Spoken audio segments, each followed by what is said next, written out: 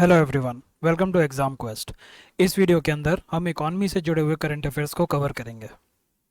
पहली न्यूज़ हमारी GDP growth से जुड़ी हुई है।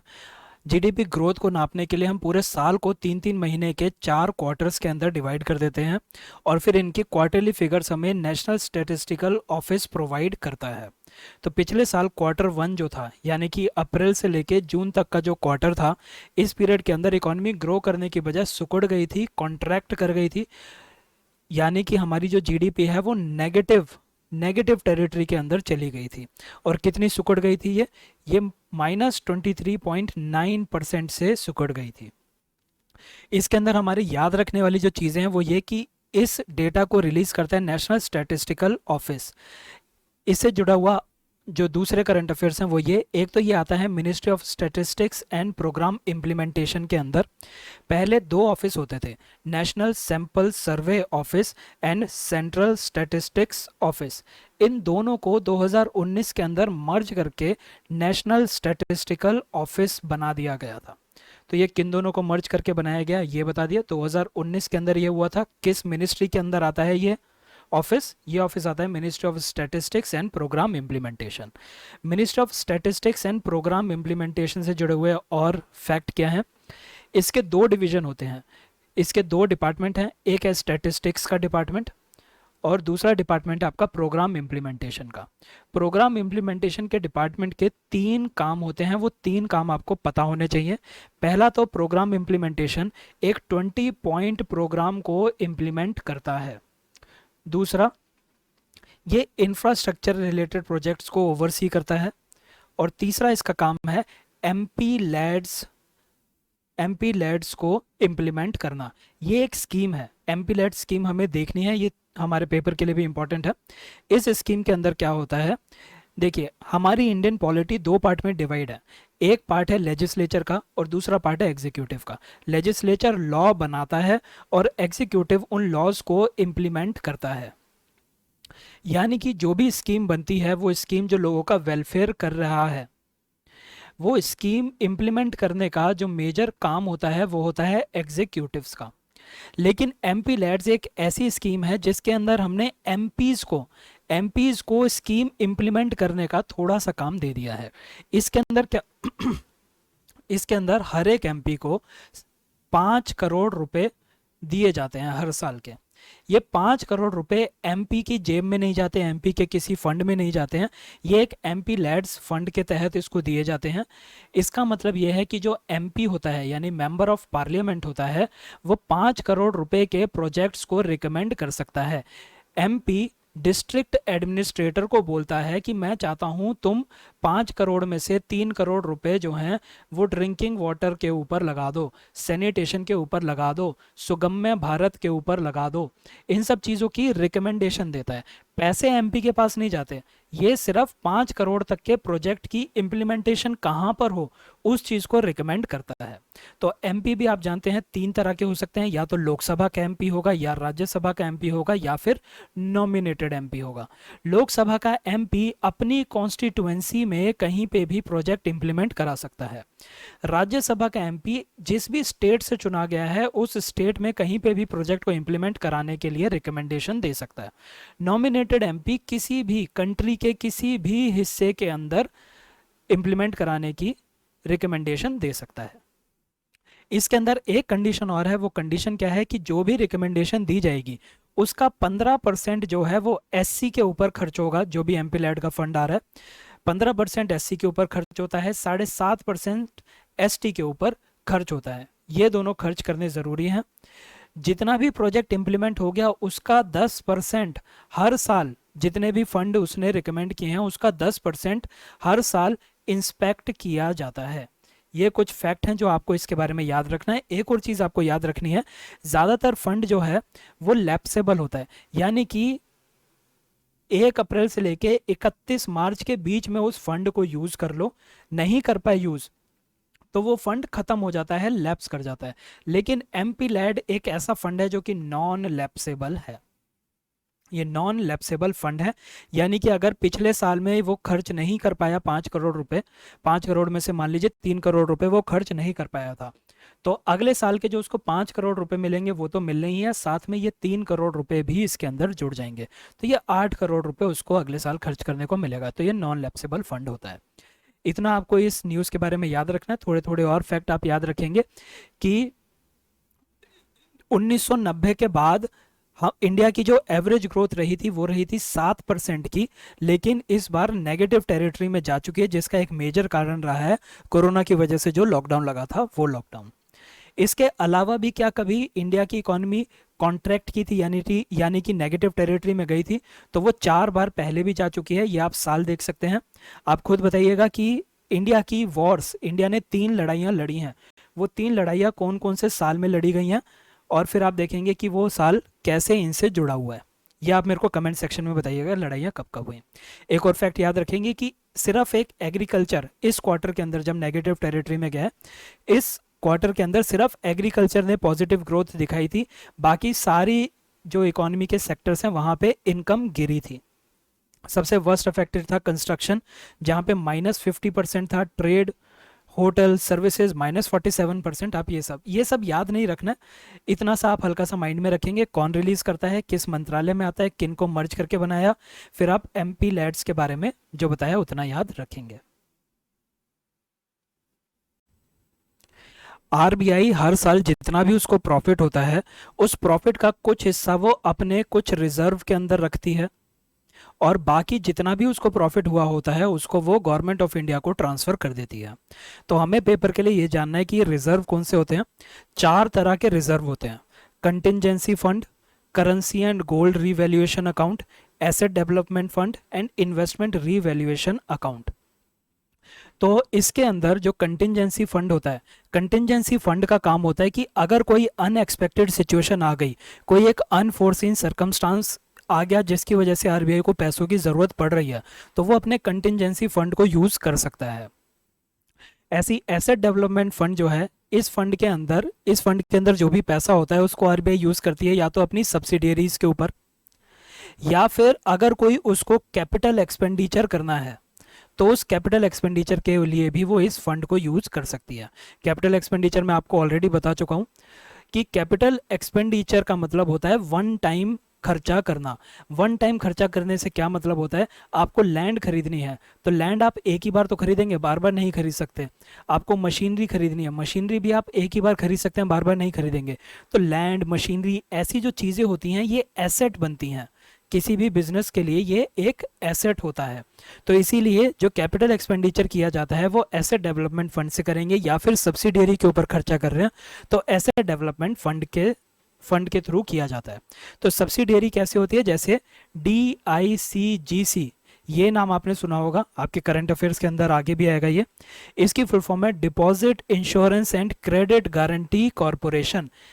आरबीआई इसको 100% ओन करता है, यानी इसका ओनर आरबीआई है। डीआईसीजीसी का काम क्या है, ये 1978 में बनाई गई थी। इसका काम यह है कि जो बैंक होता है, मान लीजिए कोई बैंक है एसबीआई, एसबीआई के अंदर किसी आदमी ने खाता खुलवाया है, उस खाते के अंदर उसने डिपॉजिट किए 5 करोड़ रुपए, दूसरे आदमी ने डिपॉजिट किए हैं 1 लाख रुपए। अब मान लीजिए एसबीआई किसी वजह से डूब गई और उसको अपना बैंक बंद करना पड़ रहा है, तो उस केस में एसबीआई डूब रही है, यानी कि एसबीआई के पास कोई भी पैसा नहीं बचा है, तो उसके पास ये जो ए और बी ने अपना डिपॉजिट कराया था, इस डिपॉजिट का क्या होगा। तो इस डिपॉजिट का हमने इंश्योरेंस कराया होता है, और वो इंश्योरेंस कौन करता है, डीआईसीजीसी करती है। डीआईसीजीसी क्या कहती है कि हर अकाउंट के ऊपर हम 1 लाख रुपए तक का इंश्योरेंस कर देंगे, यानी कि अगर कल को ये बैंक डूबती है तो हम ए को, उसने 5 करोड़ रुपए जमा कराए थे, उसको हम 1 लाख रुपए दे देंगे क्योंकि उसके 1 लाख रुपए इंश्योर्ड थे। ऐसे ही बी, जिसके 1 लाख रुपए थे, उसको 1 लाख रुपए ही मिल जाएगा। मान लीजिए कोई सी था जिसने 80,000 रुपए जमा कराए थे, तो उसके कितने रुपए इंश्योर्ड है, उसके 80,000 रुपए ही इंश्योर्ड है। तो ये 1 लाख रुपए बहुत ही कम अमाउंट मानी जा रही थी, तो अभी लास्ट ईयर ही इसको इंक्रीज करके 5 लाख कर दिया है। तो आपको ये याद रखना है कि कौन ओन करता है, कब बनी थी, और कितने रुपए तक का डिपॉजिट इंश्योरेंस है। ये पर अकाउंट होता है, यानी कि हर खाते पे, हर अकाउंट पे, उस किसी भी बैंक के अंदर जो भी अकाउंट खुला हुआ है, उस बैंक का अकाउंट 5 लाख रुपए तक इंश्योर्ड है, यानी कि अगर बैंक डूबी तो 5 लाख रुपए डीआईसीजीसी उस अकाउंट होल्डर को दे देगा। तो ये दो फंड आप देख चुके हैं आरबीआई के, एक तो कंटिजेंसी फंड अनफोर्सिन सर्कमस्टांस के लिए, दूसरा एसेट डेवलपमेंट फंड जो कि सब्सिडियरी के ऊपर खर्चा करता है या फिर कैपिटल एक्सपेंडिचर करता है। इन फंड के अंदर बकायदा पैसे डाले जाते हैं, ठीक है, इसके अंदर पैसा डाला जाता है।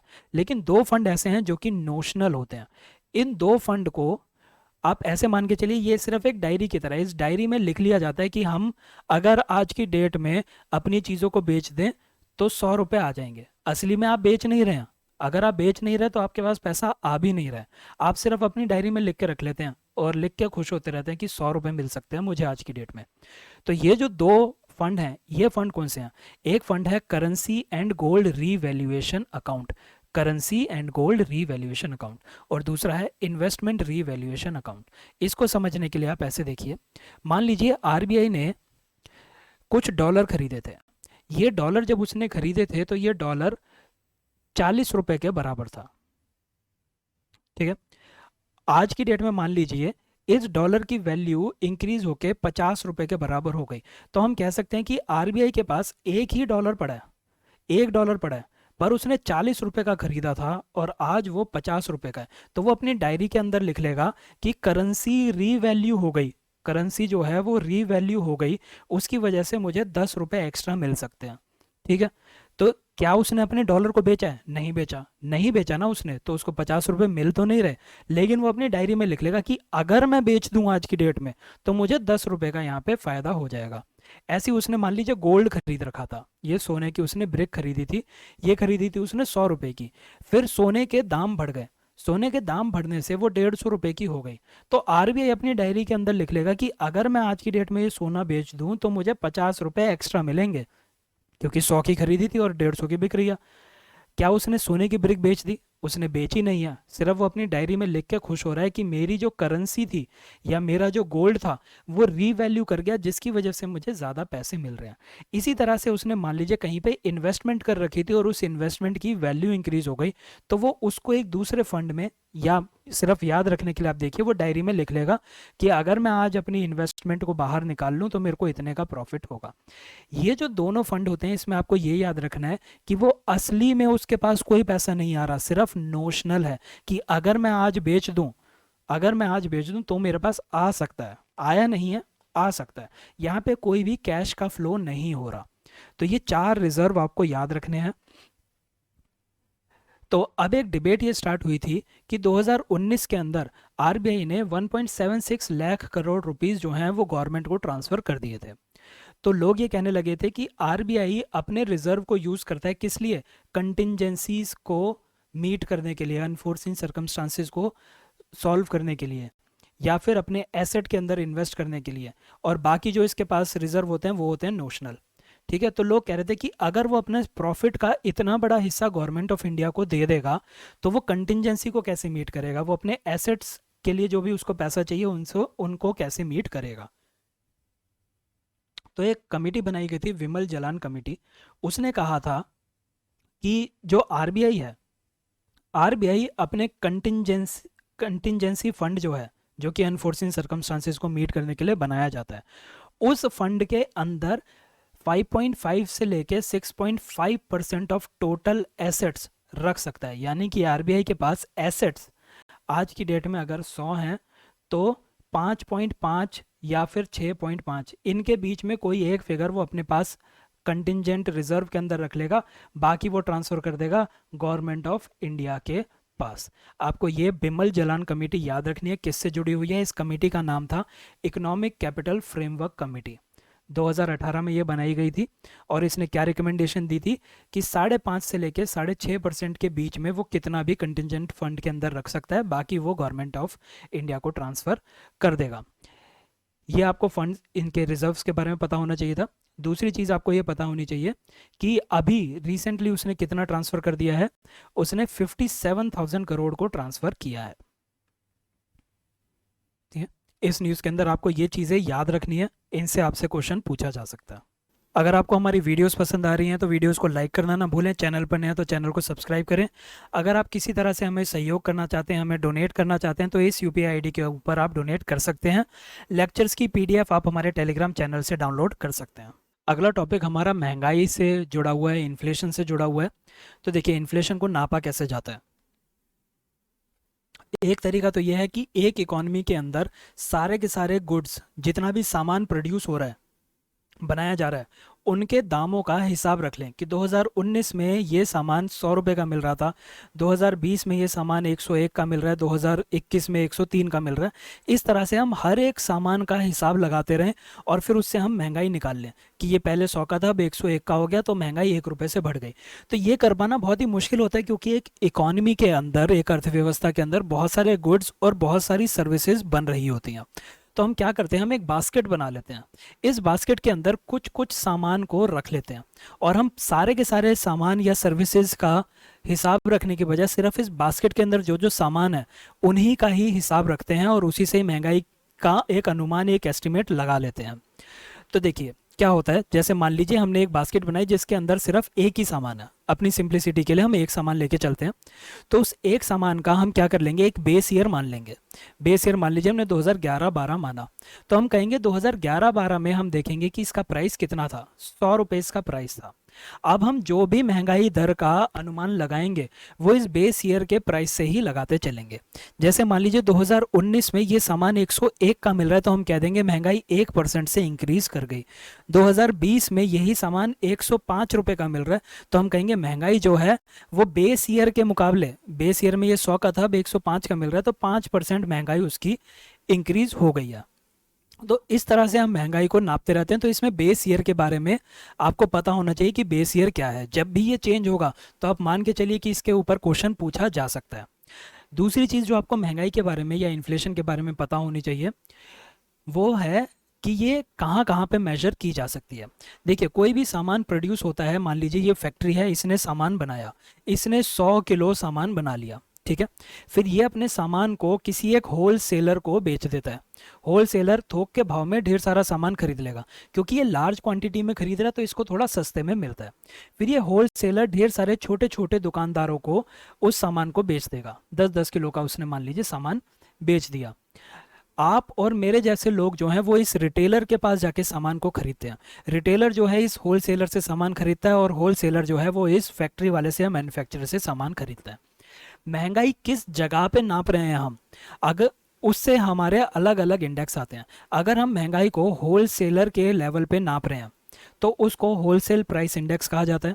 अगर हम महंगाई को इस रिटेलर के लेवल पे नाप रहे हैं तो उसको कंज्यूमर प्राइस इंडेक्स कहा जाता है। इन्फ्लेशन से रिलेटेड जो हमारी इकॉनमी की क्लास हो गई है, अगर आप इससे ज़्यादा डिटेल चाहते हैं तो वहाँ पे देख सकते हैं, क्योंकि इस वीडियो के अंदर मेजर फोकस जो है वो करंट अफेयर्स के ऊपर है, लेकिन जो भी आपको पता होना चाहिए वो मैं बताता चल रहा हूँ, ठीक है। तो इन्फ्लेशन क्या है वो मैं ऑलरेडी बता चुका हूँ। जैसे जैसे जैसे प्राइसेस इंक्रीज होते हैं तो चीज़ों का दाम इंक्रीज होता है, उसी को इन्फ्लेशन कहा जाता है। इंडिया के अंदर इन्फ्लेशन नापने का जो इंडेक्स हम यूज़ कर रहे हैं वो है सीपीआई। डब्ल्यूपीआई नहीं है। हम किससे महंगाई नापते हैं, सीपीआई से नापते हैं। सीपीआई से क्यों, क्योंकि जो कंज्यूमर है वो रिटेलर से खरीद रहा है, तो कंज्यूमर को असली में वो सामान कितने का मिल रहा है वो इस लेवल पे मिलता है। इसीलिए हमने सीपीआई को इन्फ्लेशन का पैरामीटर बना रखा है। सीपीआई मंथली लेवल पे हर महीने के हिसाब से हमें कंज्यूमर प्राइस इंडेक्स मिलता है। और इसको रिलीज कौन करता है, इसको रिलीज करता है नेशनल स्टैटिस्टिक्स ऑफिस, जो हमने ऊपर ऑलरेडी देखा था, जो कि एनएसएसओ और सीएसओ को मर्ज करके बनाया गया था। किस मंत्रालय के अंदर आता है ये, ministry of statistics and programme implementation के अंदर आता है। तो मॉस्पी हर महीने कंज्यूमर प्राइस इंडेक्स को रिलीज करती है, जो कि इन्फ्लेशन का पैरामीटर बना हुआ है। बेस ईयर क्या रखा हुआ है इसका, इसका बेस ईयर रखा हुआ है 2011-12। इन्फ्लेशन जब भी इंक्रीज होती है, ये कॉन्सेप्चुअल चीज़ है।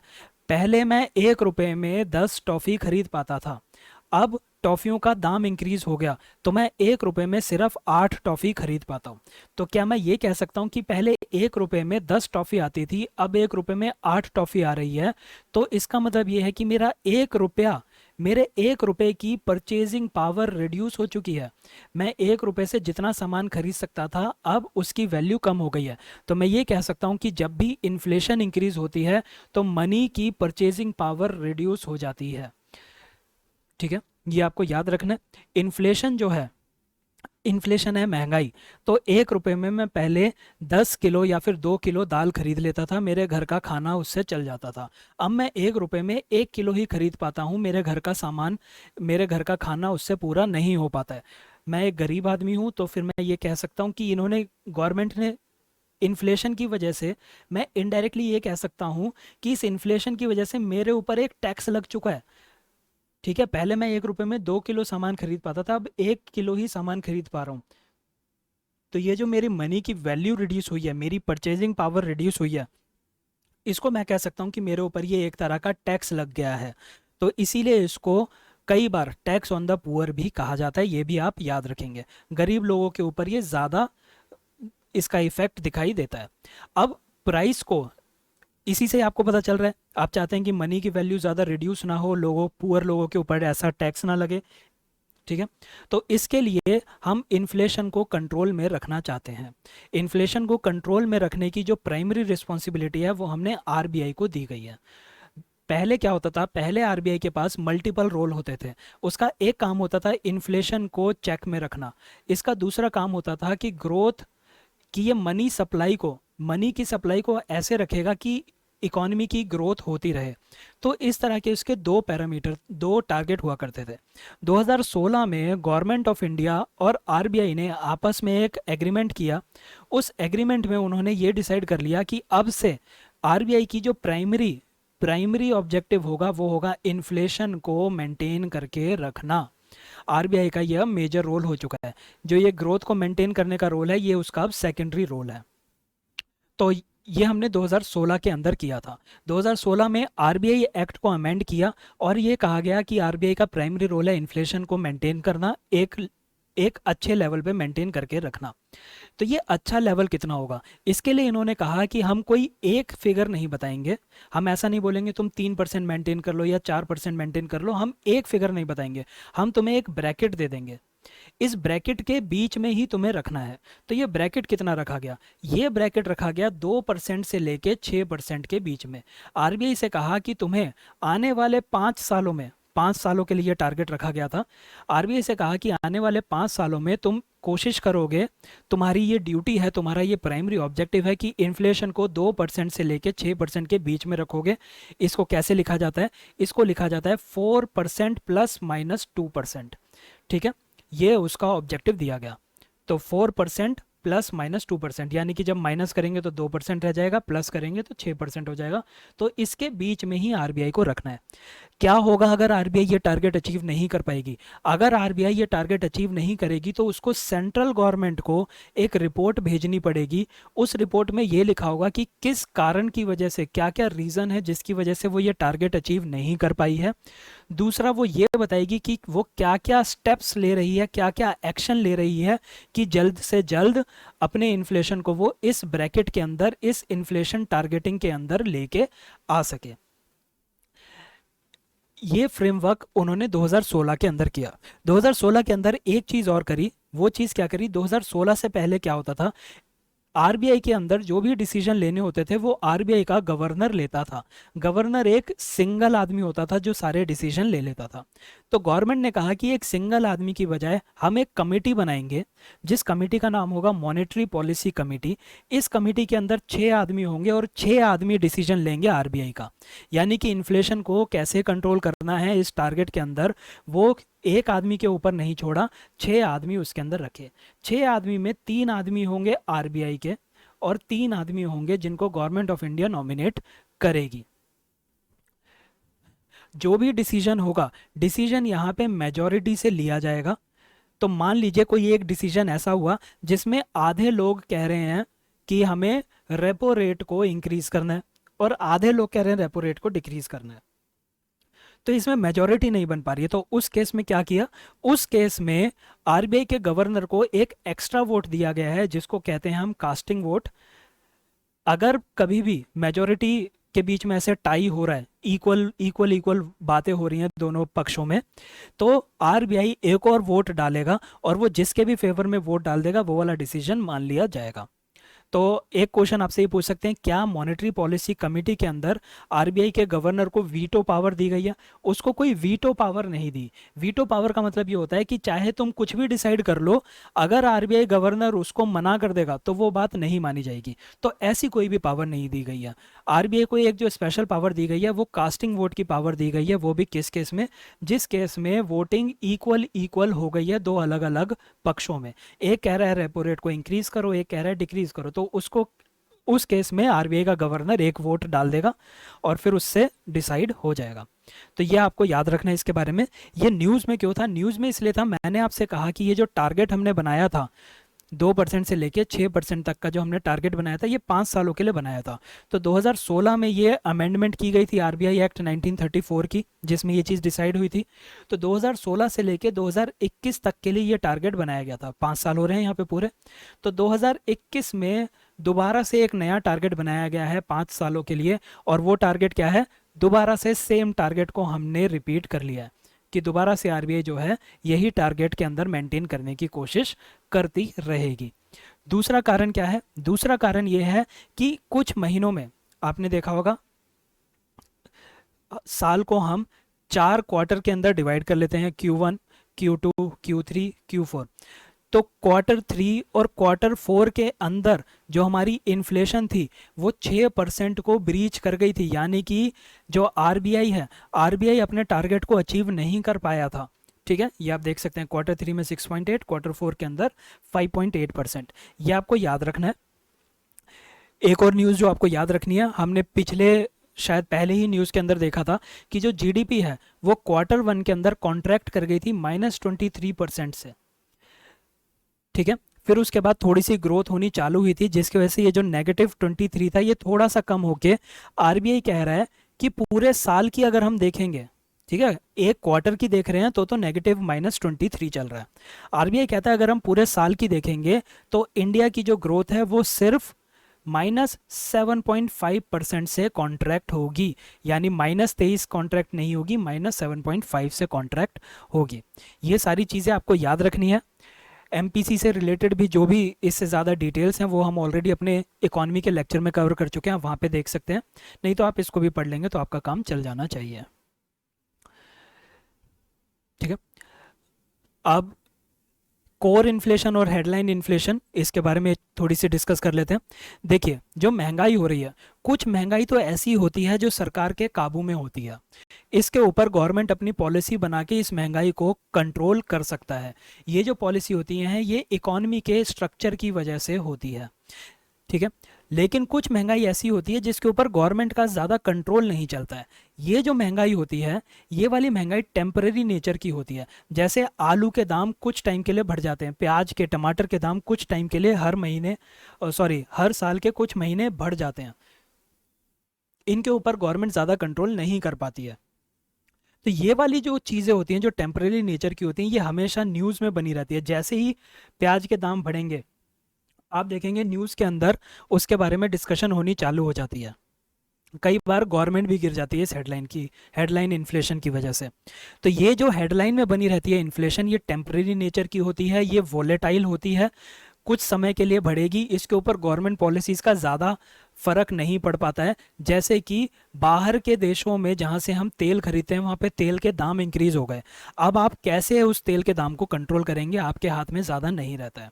फूड का प्राइस कुछ समय के लिए इंक्रीज़ हो गया, मॉनसून ख़राब हुआ था, इसकी वजह से फसल ख़राब हो गई, या फिर किसी वजह से फूड का प्राइस इंक्रीज़ हो रहा है, तो ये भी टेम्परेरी नेचर का होता है। तो फ्यूल और फूड अगर हम इसको इंक्लूड कर दे तो इस पूरे इन्फ्लेशन को, जो कि वॉलेटाइल भी होती है और जिसके अंदर ये वाली इन्फ्लेशन भी इंक्लूड होती है, इसको कहते हैं हेडलाइन इन्फ्लेशन। Headline inflation. और जो इन्फ्लेशन गवर्नमेंट के कंट्रोल में रहती है, जो सिर्फ इसके बीच का हिस्सा बन रही है, उसको कहते हैं हम कोर इन्फ्लेशन। आपसे डायरेक्टली क्वेश्चन जो आएगा वो इस तरह से आएगा कि कौन सी इन्फ्लेशन होती है जो टेम्परेरी नेचर की होती है या वॉलेटाइल होती है, तो आप उसका आंसर दे देंगे हेडलाइन इन्फ्लेशन। क्वेश्चन में आ जाएगा ऐसी कौन सी इन्फ्लेशन होती है जो एक्सक्लूड कर देती है, जो निकाल देती है टेम्परेरी या वॉलेटाइल या फिर फूल और फूड के इफेक्ट को हटा के अगर हम इन्फ्लेशन की बात करें तो कौन सी इन्फ्लेशन होती है? होती है कोर इन्फ्लेशन। तो कोर इन्फ्लेशन फ्यूल और फूड की इन्फ्लेशन को नहीं लेती है। ये वाला हिस्सा फ्यूल और फूड का है, ये कोर इन्फ्लेशन है। ठीक है। एक आरबीआई का वर्किंग पेपर आया था जिसको लिखा था मिशेल देवव्रत पात्रा ने और हरेंद्र कुमार बेहरा ने। ठीक है, एक बारी नाम आप इसका थोड़ा सा माइंड में रखेंगे, ज़्यादा रटने की ज़रूरत नहीं है। तो आरबीआई के वर्किंग पेपर ने कहा कि 4% के आसपास बनाने की कोशिश करो, भले ही तुम्हें रेंज दे रखी है 2% से 6% के बीच में, कोशिश करो कि ये 4% के आसपास रहे। एक और टर्म जो न्यूज़ के अंदर आपने बहुत बार देखी होगी कि आरबीआई ने अकोमोडेटिव स्टैंस लिया है, आरबीआई ने न्यूट्रल स्टैंस लिया है। तो इन सब का क्या मतलब होता है? जब हम स्टांस की बात करते हैं तो स्टांस का क्या मतलब है? अकोमोडेटिव स्टांस का मतलब ये होता है कि आरबीआई मार्केट को ये अंदेशा देना चाहती है, ये सिग्नल देना चाहती है कि आने वाले समय के अंदर हम पॉलिसी रेट यानी कि रेपो रेट वगैरह को कट कर सकते हैं, यानी कि रिड्यूस कर सकते हैं। अभी नहीं किए हमने, ठीक है, मतलब अभी हमने कोई भी डिसीजन लिया हो, अगर आरबीआई ये कह दे कि हम अकोमोडेटिव स्टांस रख रहे हैं, तो वो एक तरह से मार्केट को, बिजनेसमैन को ये बोल रही है कि आने वाले समय में हो सकता है हम पॉलिसी रेट को थोड़ा सा कम कर दें। अगर वो न्यूट्रल स्टांस ले रही है तो वो मार्केट को या बिजनेसमैन को ये बताना चाहती है कि हमें पता नहीं है, हो सकता है आने वाले समय में हम कट करें, ये भी हो सकता है कि बढ़ा दें, ये भी हो सकता है कि हम सेम रखें, हम न्यूट्रल स्टांस पे हैं। और अगर वो कहती है कि हम कैलिब्रेटेड टाइटनिंग करेंगे, तो इसका मतलब क्या है? इसका मतलब ये है कि आने वाले समय के अंदर हम रेपो रेट को शायद ही कट करें, कट करने के चांसेस कम है, हम हो सकता है रेपो रेट को इंक्रीज भी कर सकते हैं। ठीक है, तो स्टांस का ये मतलब है। अकोमोडेटिव का मतलब ये है कि आने वाले समय में रेट कट हो सकता है। न्यूट्रल का मतलब ये है कि हम कुछ भी रख सकते हैं। कैलिब्रेटेड टाइटनिंग का मतलब है कि हम रेपो रेट को इंक्रीज करेंगे, या फिर इंक्रीज नहीं करेंगे तो कट तो बिल्कुल भी नहीं कर रहे हैं। सीपीआई इंडस्ट्रियल वर्कर, ये भी काफ़ी न्यूज़ में था, तो मैं ऑलरेडी आपको बता चुका हूँ कि कंज्यूमर प्राइस इंडेक्स को कैसे नापा जाता है। एक बास्केट बनाई जाती है जिसके अंदर हम कुछ गुड्स और सर्विसेज को डाल देते हैं, और हम इन गुड्स और सर्विसेज के प्राइसेस को ट्रैक करते रहते हैं, और उससे हम अंदाज़ा लगाते हैं कि महंगाई बढ़ रही है या इंक्रीज कर रही है। इन गुड्स और सर्विसेज का वेटेड एवरेज लिया जाता है। किस तरह के गुड्स और सर्विसेज होते हैं? जैसे कि फूड हो गया, मेडिकल केयर हो गया, ट्रांसपोर्टेशन हो गया। तो इंडिया के अंदर कंज्यूमर प्राइस इंडेक्स जो है वो दो तरीके से नाप सकते हैं। या तो उसको ministry of labour and employment नाप रही होगी, या फिर उसको ministry of statistics and programme implementation के अंदर नेशनल स्टैटिस्टिक ऑफिस नाप रहा होगा। तो ये दो तरीके से नापी जाती है। आरबीआई किसको फॉलो करता है? आरबीआई उसको फॉलो करता है जिसको एनएसओ रिलीज करता है। ये आपको ध्यान में रखना है। आरबीआई कौन से सीपीआई को फॉलो कर रहा है? जो कि एनएसओ रिलीज करता है। तो जो ministry of labour and employment consumer price index निकालती है, वो किस किस उस पर निकालती है? वो निकालती है consumer price index industrial worker का, consumer price index agriculture labour का, consumer price index rural labour का। इन सब का मतलब क्या है? इन सब का मतलब ये कि इसने ministry of labour and employment ने 3 बास्केट बना रखी हैं। इन 3 बास्केट के अंदर अलग अलग सामान डाल रखा है, और वो अलग अलग सामान का, देखिए, जो सामान इंडस्ट्रियल वर्कर ज़्यादा यूज़ करते होंगे उनके लिए ये बना दिया, जो एग्रीकल्चर लेबर ज़्यादा यूज़ करती होगी वो यहाँ पे डाल दिया, जो रूरल लेबर ज़्यादा यूज़ करती होगी वो यहाँ डाल दिया। तो इससे ये पता चलता है कि अगर सीपीआई इंडस्ट्रियल वर्कर इंक्रीज हो रही है तो हम ये कह सकते हैं कि इंडस्ट्रियल वर्कर के ऊपर महंगाई की मार ज़्यादा इंक्रीज हो रही है, क्योंकि ये जो बास्केट है ये वो सामान रखती है, इस बास्केट के अंदर वो सामान रखे हुए हैं जो कि इंडस्ट्रियल वर्कर यूज़ करता है। तो अगर ये सामान महंगा हो रहा है तो सबसे ज़्यादा मार किस पर पड़ रही है? इंडस्ट्रियल वर्कर के ऊपर पड़ रही है। तो मिनिस्ट्री ऑफ लेबर जो है वो देखिए एक न एक तरह से लेबर या वर्कर से जुड़े हुए सीपीआई को रिलीज कर रही है, इंडस्ट्रियल वर्कर, एग्रीकल्चर लेबर या फिर रूरल लेबर। जबकि जो मॉस्पी या फिर नेशनल स्टैटिस्टिकल ऑर्गेनाइजेशन है वो कौन सी रिलीज करती है? वो रिलीज करती है consumer price index rural areas के लिए। रूरल एरिया में कंज्यूमर को कौन कौन से सामान खरीदने पड़ते हैं वो एक बास्केट में उसने डाल दिए, ठीक है, और फिर इन बास्केट के प्राइसेस को वो ट्रैक कर रही है। तो अगर सीपीआई रूरल इंक्रीज हो रही है तो हम ये कह सकते हैं कि रूरल एरिया के ऊपर महंगाई बढ़ रही है। सीपीआई अर्बन, तो इसके अंदर अर्बन एरिया के अंदर जो जो सामान ज़्यादा यूज़ होता है वो डाल दिया गया है और उससे हम महंगाई को नापते हैं। और तीसरी ये निकालती है सीपीआई कंबाइंड, इसके अंदर वो रूरल और अर्बन का एक कंबाइंड इफेक्ट निकाल के बताती है। तो आरबीआई किसको यूज़ कर रही है, अगर एकदम ही स्पेसिफिक बोला जाए तो आरबीआई इसको यूज करके अपने पॉलिसी रेट यानी कि रेपो रेट को इंक्रीज करना है या डिक्रीज करना है, वो इसको फॉलो करके चेक करती है। ये पूरा का पूरा टॉपिक आपको ये पता होना चाहिए, ठीक है। कौन क्या रिलीज करता है ये सब आपको पता होना चाहिए। न्यूज़ में क्यों था, न्यूज़ में इसलिए था क्योंकि मैंने आपको ऑलरेडी बताया कि हर एक महंगाई एक बेस ईयर के हिसाब से हम देखते हैं। तो जो इंडस्ट्रियल वर्कर है, इंडस्ट्रियल वर्कर का बेस ईयर हमने रखा हुआ था 2001 और इन बाकी दोनों का क्या रखा था 1986-87, ठीक है। ये काफ़ी पुराने रखे हुए हैं, 1980s में रखे हुए हैं। ये 2001 का रखा हुआ था, न्यूज़ में इसलिए है क्योंकि रिसेंटली इसको चेंज कर दिया गया है। इनके बेस ईयर मैं आपको ऑलरेडी ऊपर बता चुका हूँ। इनके बेस ईयर क्या है जो एनएसओ रखती है, इसका बेस ईयर है 2011-12, ये इसका बेस ईयर है, ठीक है। तो आप ये देख सकते हैं बेस ईयर पहले क्या था 2001 था, अब इसको चेंज करके 2016 कर दिया है। बाकी इनका 1986 और 87 था और इसका 2011 और 12 है, ठीक है। ये सब आपको याद रखना है, कोई भी ऐसी चीज़ नहीं बताऊंगा जो याद रखने वाली नहीं है, ठीक है। तो इसके अंदर जो ministry of labour CPI IW निकालती थी, इसका एक तो बेस ईयर को हमने 2016 कर दिया है। दूसरा हमने क्या किया है, इसकी बास्केट के अंदर से कुछ सामान को निकाल दिया है और कुछ सामान ऐड कर दिया है।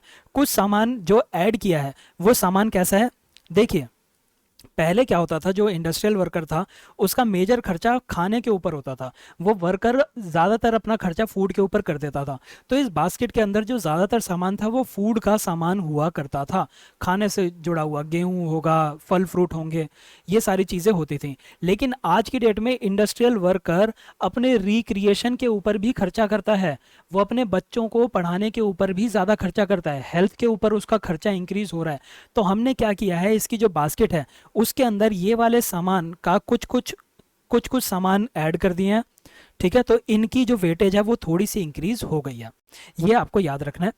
जो ये नई सीरीज आ रही है, जब भी हम रिवाइज करते हैं तो उसको नई सीरीज कहते हैं। तो जो नई सीरीज आ रही है उसके अंदर जो फूड वाले आइटम थे उसकी वेटेज 39% कर दी है, और जो बाकी सामान था जैसे कि एजुकेशन, हेल्थ, इनकी वेटेज को इंक्रीज करके 30% कर दिया है, ठीक है। क्लोथिंग की वेटेज में भी चेंज आया है, फुटवेयर की वेटेज में भी चेंज आया है। ये सारे वेटेज आपको नंबर से याद नहीं रखने, बस एक आइडिया होना चाहिए। सीपीआई आईडब्ल्यू का यूज़ क्या होता है, देखिए जब आप नौकरी पे लगेंगे तो आपको एक तो बेसिक पे मिलती है, इस बेसिक पे के ऊपर कुछ डियरनेस अलाउंस लगाया जाता है, इसको महंगाई भत्ता भी कहते हैं। यानी कि अगर आपको मान लीजिए बेसिक पे थी 100 रुपये, ठीक है, और महंगाई अभी कुछ भी नहीं है, तो आपका 100 रुपये में घर चल रहा होगा। मान लीजिए अब महंगाई हो गई डबल, तो आपके पास तो अभी भी 100 रुपये आ रहे हैं, महंगाई डबल हो गई, यानी कि 100 रुपये में आप जो सामान खरीद सकते थे वो अब आधा ही रह गया। तो क्या आप घर चला पाएंगे, नहीं चला पाएंगे। तो क्या किया जाता है, एक डियरनेस अलाउंस बना दिया जाता है। ये डियरनेस अलाउंस जैसे जैसे महंगाई बढ़ती है वैसे वैसे ये डियरनेस अलाउंस भी बढ़ जाता है। यानी कि आपको 100 रुपये मिलते थे, प्लस में डियरनेस अलाउंस मिलता था, महंगाई बढ़ के डबल हो गई तो डियरनेस अलाउंस में भी आपको कुछ एक्स्ट्रा रुपये मिल जाएंगे, मान लीजिए 20 रुपये मिल गए। तो ये जो डियरनेस अलाउंस है वो किस रेट से बढ़ेगा, किन दामों से बढ़ेगा, वो डिसाइड होता था सीपीआई आईडब्ल्यू से। यानी मैंने क्या कहा कि डीएनएस अलाउंस जैसे जैसे इन्फ्लेशन बढ़ेगी वैसे वैसे डीएनएस अलाउंस को बढ़ा दिया जाएगा। तो महंगाई वाली हम कौन सी वाली लेते हैं, क्या हम सीपीआई कंबाइंड लेते हैं, क्या हम सीपीआई रूरल लेबर लेते हैं, नहीं, हम लेते हैं सीपीआई इंडस्ट्रियल वर्कर वाली महंगाई को लेते हैं। अगर सीपीआई आईडब्ल्यू इंक्रीज हो रहा है तो डीएनएस अलाउंस को इंक्रीज कर देंगे, बहुत ज़्यादा इंक्रीज हो गया तो इसको बहुत ज़्यादा इंक्रीज कर देंगे। सीपीआई कंबाइंड को कौन यूज़ करता है, सीपीआई कंबाइंड को आरबीआई यूज़ करती है रेपो रेट को बढ़ाने या घटाने का डिसीजन लेने में। ये आपको याद रखना है कि जो डीएनएस अलाउंस है उसके लिए सीपीआई आईडब्ल्यू को यूज़ किया जाता है। होलसेल प्राइस इंडेक्स देखते हैं आप। देखिए मैंने आपको पहले से ही क्या बताया, कि यहाँ पे मैन्युफैक्चरर है, वो एक होलसेलर को बेचता है, फिर वो जाते हैं कुछ रिटेल सेलर के पास और फिर उसको कंज्यूमर खरीदता है।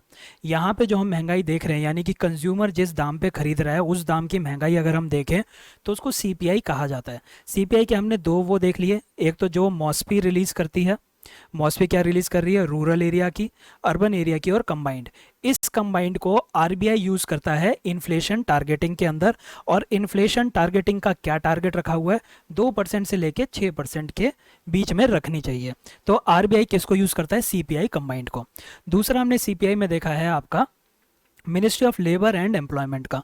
Ministry of labour and employment किस किस का करता है, इंडस्ट्रियल वर्कर का, रूरल लेबर का और एग्रीकल्चर लेबर का।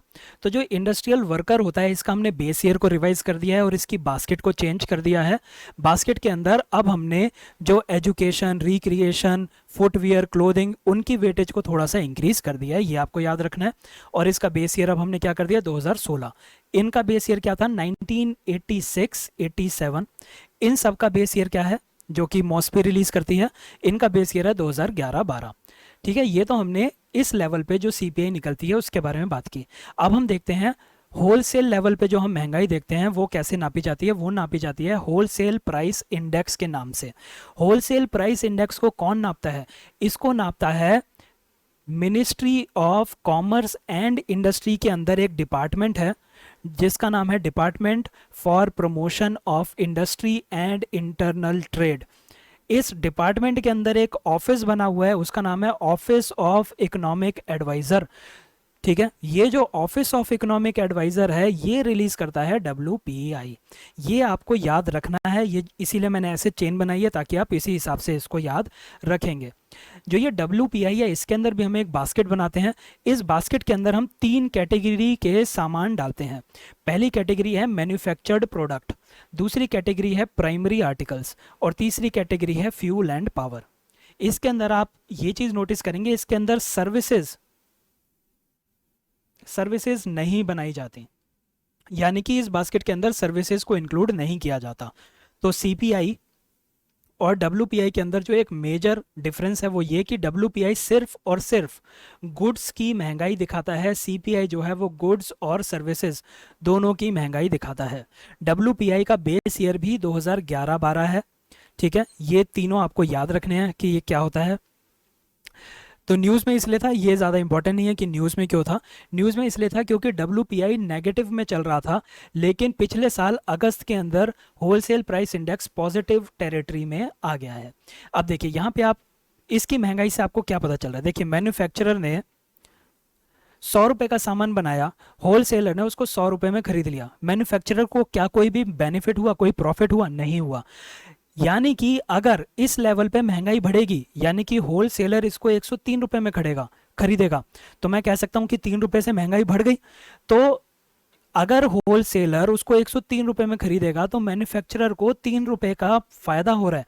क्या मैं ये कह सकता हूं कि होलसेल प्राइस इंडेक्स इनडायरेक्टली ये दिखा रहा है कि मैन्युफैक्चरर को कोई फायदा हो रहा है बिजनेस करके या नहीं? तो वो बात सही होगी। ठीक है, तो अगर वो नेगेटिव में चल रही थी इन्फ्लेशन, तो इसका मतलब क्या, मैन्युफैक्चरर ने 100 रुपए की चीज बनाई, इन्फ्लेशन नेगेटिव चल रही है, यानी कि महंगाई जो है वो अब नेगेटिव टेरिटरी में है, यानी कि 100 रुपए की चीज 99 रुपए की बेचनी पड़ रही है। तो मैन्युफैक्चरर को तो यहाँ पे नुकसान झेलना पड़ रहा था। ठीक है, असली में नुकसान नहीं होता है, उसका प्रॉफिट थोड़ा सा कम होता है, पर उतना डिटेल में हम नहीं जा रहे हैं। आप सिर्फ ये समझ लीजिए कि होलसेल प्राइस इंडेक्स जब पॉजिटिव हुआ इसका मतलब ये है कि जो प्रोड्यूसर है, प्रोड्यूसर को थोड़ी सी रिकवरी होनी चालू हो गई, प्रोड्यूसर का प्रॉफिट जो है वो थोड़ा सा इंक्रीज होना चालू हो गया। आप ये इस तरह से इसको याद रख सकते हैं। ठीक है, तो ये अगस्त में हुआ था। जुलाई के अंदर नेगेटिव में चल रहा था 0.58, अगस्त के अंदर पॉजिटिव 0.16 हो चुका है। डिफरेंस बहुत ज़्यादा इंपॉर्टेंट है हमारे लिए, ये इतना इंपॉर्टेंट नहीं है जितना ये इंपॉर्टेंट है। डिफरेंस क्या है, सीपीआई के अंदर सर्विसेज इंक्लूड होती हैं जैसे कि housing, education, medical care, recreation. आपने खुद देखा सीपीआई आईडब्ल्यू के अंदर इसकी वेटेज इंक्रीज की है, तो आपको ये चीज़ याद रहेगी, जबकि डब्ल्यूपीआई के अंदर सर्विसेज इंक्लूड नहीं होती है। ठीक है, वो सिर्फ और सिर्फ गुड्स की इन्फ्लेशन बताता है। आरबीआई डब्ल्यूपीआई को यूज नहीं करता है, आरबीआई सीपीआई कंबाइंड को यूज करता है। तो आरबीआई इन्फ्लेशन टारगेटिंग किसकी कर रहा है, सीपीआई कंबाइंड की टारगेटिंग कर रहा है, जो कि 4% ±2 से है। ये सब आपको याद रखना है। एमएसएफ मार्जिनल स्टैंडिंग फैसिलिटी, इसके अंदर आपको एक कॉन्सेप्ट पता होना चाहिए। देखिए, कोई भी बैंक होता है, इस बैंक के पास कुछ लोग पैसे डिपॉजिट कर रहे होते हैं और फिर ये बैंक उसको आगे लोन पे दे देता है। तो मान लीजिए 100 रुपये इसके पास डिपॉजिट हुए, तो क्या ये 100 के 100 रुपये लोन पे दे देगा? तो वो ऐसा नहीं करता है। आरबीआई को कुछ रिजर्व रिक्वायरमेंट माननी पड़ती है। यानी कि अगर उसके पास 100 रुपये जमा हो रहे हैं, तो कुछ इस 100 रुपये का कुछ हिस्सा वो अपने पास जमा करके रखता है और कुछ हिस्से को वो तोड़ के आरबीआई को दे देता है। आरबीआई के पास उस हिस्से को जमा करा देता है। आरबीआई के पास वो उस हिस्से को कैसे जमा कराएगा? उसको जमा कराएगा कैश की फॉर्म में। तो जो पैसा वो आरबीआई के पास जमा करा देता है, उसको कहा जाता है कैश रिजर्व रेशियो। जो हिस्सा इस पैसे का वो अपने पास जमा करके रखता है, उसको वो कहता है statutory liquidity ratio. SLR bank अपने पास खुद मेंटेन करता है, और ये या तो कैश की फॉर्म में हो सकता है, या तो वो इस पैसे को कैश की फॉर्म में रखे, या फिर वो गोल्ड खरीद ले, या फिर वो गवर्नमेंट की सिक्योरिटीज को खरीद ले। इन 3 फॉर्म में ये इसको रख सकता है। एसएलआर और सीआरआर, ये जो भी रिक्वायरमेंट होती है, मान लीजिए ये हमने 3% दे रखा है और ये मान लीजिए 27% दे रखा है, ठीक है? तो ये टोटल कितना हो गया?